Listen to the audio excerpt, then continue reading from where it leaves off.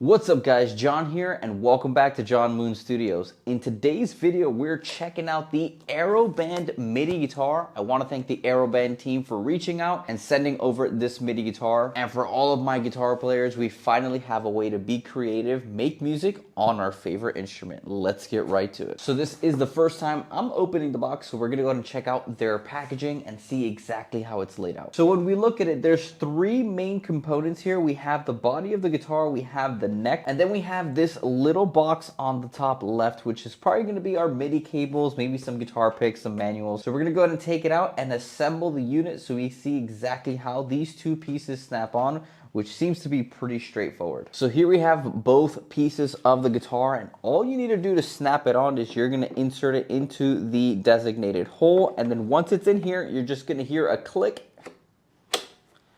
And that's pretty much it. Once it's installed there, that's all you really need to do. The actual places where you put your fingers, it's like a soft silicone. And as I'm moving my fingers here, it actually feels like a guitar. We're gonna go ahead and remove this little plastic as well. This is where we're gonna reveal the actual strings that are on here. Now, if I'm not mistaken, these are real guitar strings. And this has a little bar also at the bottom, which it says to be the palm mute sounding. So if you wanna get some like palm mutes, power chords in there, all you would need to do is put your palm on there and it'll activate a palm muting sound. A couple of other features to highlight. On the top of the guitar, you do have a headphone jack, you have a 1/4-inch jack, and then you have the microphone and volume knob right here. And there is a power button as well. So the button all the way to the far right, looking at it, you can actually tap it. And this is going to be the power on and off button. It says here if you hold for 2 seconds, you're able to power on or off. Now checking out the head of the guitar here, it looks like we have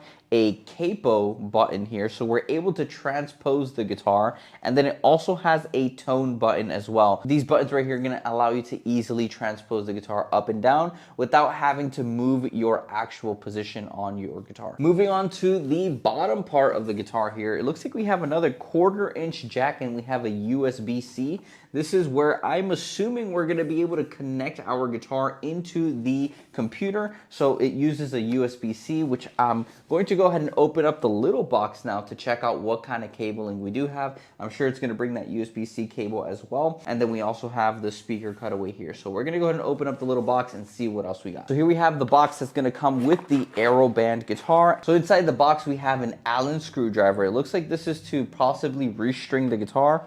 Here we have the USB-C to USB cable to connect to your computer. We have a box of picks, and what's actually nice here is that on top of having the manual, you actually have some chord charts as well, chord stickers, I believe. So you can actually place it on your guitar as well. It actually gives you some blanks as well, so if you want to write on it. And then you have the user manual here. All in all, pretty straightforward. So now the next thing we're gonna do is we're gonna plug it up into the DAW and see what we get out of it. Really quick to note, it does bring the little Velcro so that you're able to tie up the cable. And what's interesting about this cable that I just saw is that this USB can actually convert to a USB-C as well. If you have a Mac computer, we know those come with USB-Cs, you could just remove the little head that has the USB port and just work with the 2 USB-Cs. So in my case, I have a Mac Studio. I'm just gonna connect it to the front of my computer and then connect the other end to the guitar. So it's pretty straightforward. All you're gonna do is you connect one end to the guitar and then you're gonna connect the other end to your Mac. And then as soon as we have it plugged in, we're gonna go ahead and turn it on because I assume it's going to be powered by the computer. So I see automatically there's an orange light that's going to be blinking. I'm gonna hold until I see and as you can see, it turned on. There's some nice LEDs on the side of the guitar as well that's going to show you that the device is on. As you can hear, the speaker was pretty loud as well. And then I assume if I start playing, we can start hearing some sound out of the guitar. So one thing I do want to show you, because I was wondering, of course, first instinct as a guitar player is to hold the strings for it to quiet down. But if you play the device, you actually have to tap on the little mute button bar. So we're just gonna play a few notes here and see how it responds just out of the box. Mind you, I just connected the cable from the guitar to the computer and automatically we're getting some sound out of the guitar. We'll test out the MIDI in just a second, but let's just see how it responds.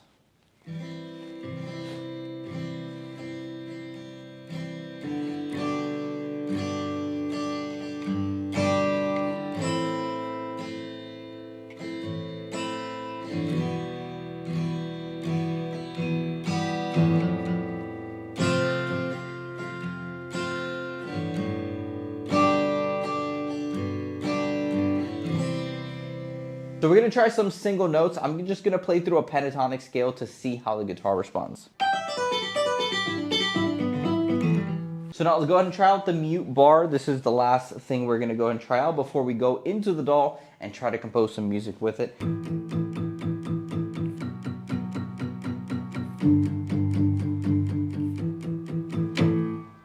All right, so now we're gonna go ahead and take a look at the app version of the guitar. We're gonna be able to change some settings on the guitar itself. It's actually Bluetooth, so what I did was I disconnected it from the USB-C and it's actually running on Bluetooth right now. So the app on the computer is taking care of it. You can actually download the app as well on your phone, so if you want to take it on the go, it's very easy to be able to travel around with this. So the first thing we're gonna look at here on the app is going to be the main interface. As you can see, the top right has the battery of the guitar. You have the settings tab right here, and what really makes the guitar come alive a little bit is going to be the hammer on, pull off, and slide meter here. So it naturally comes off, but right now we're gonna go ahead and turn it on. You're gonna see I'm gonna play a little bit of a pentatonic line. It's gonna bring that life into the guitar now.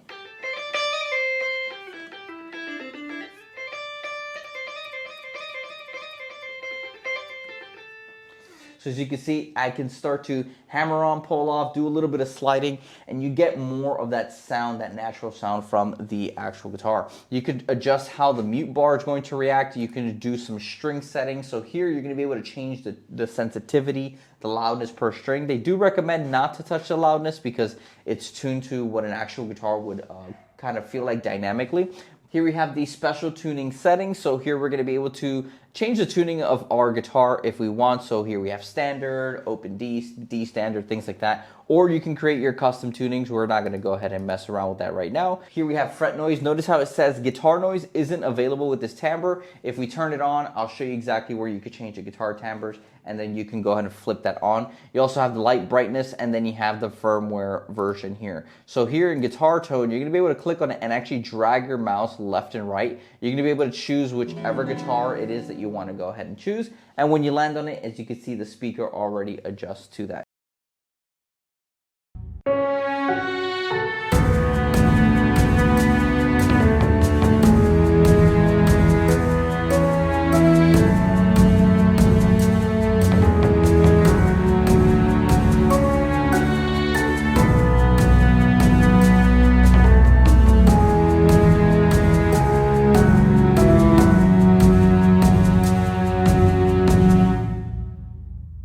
So now we're going to go ahead and recreate some of the melodic parts and see how we can compose this track on the MIDI guitar. Let's get started.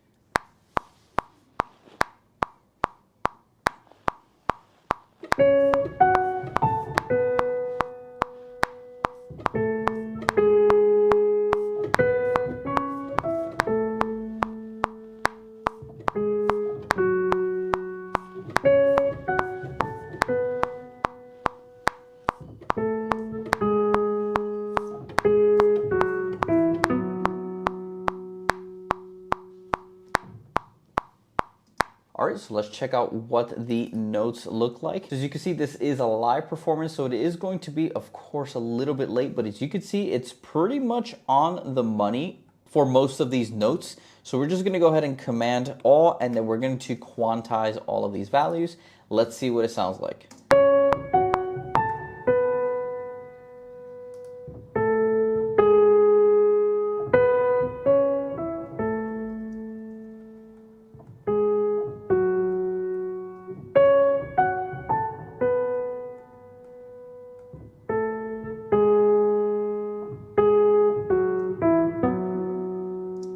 And then there was just one note here. I think I, by mistake, hit the mute bar without noticing, and that may have cut off the note there. But it is the wrong pitch as well, but it's okay, because the good thing about MIDI is that we can always go into the MIDI note and then move it so that we have the correct notes in there. All right, so the next thing we have is the bass notes for the piano, and obviously for the guitar. If we take a look at the piano roll here, if I play the low E, I need to go lower than that. So this is where we'll use our capo function on the actual guitar, the top right over here, to actually reach those notes here. So the lowest note we need to reach is going to be B. So we're gonna need a B tuning for our guitar. So what I'm gonna do is I'm gonna use the head right here. You're gonna see it as I tune down the guitar. So now our low string is going to be a B. So if I play the open E string, it should be that low B.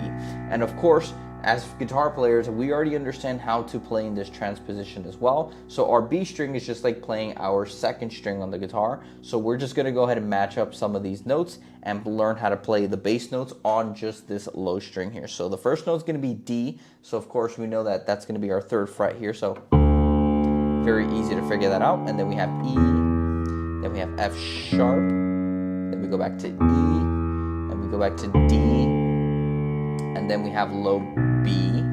So we're gonna go ahead and try to recreate this bass line here.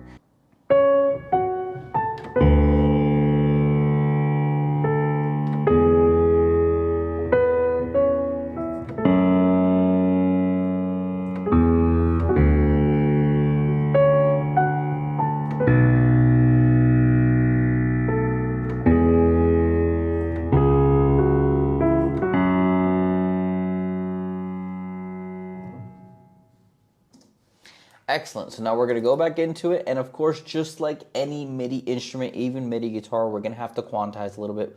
But as you can see, it was pretty much on the money there. So all we're going to do is we're going to highlight some of these notes and we're going to hit that Q to quantize. We're going to grab these, stretch them back a little bit. We're going to do the same for the last couple notes here. And now we're going to see if I hit all of the notes needed for this bass section here.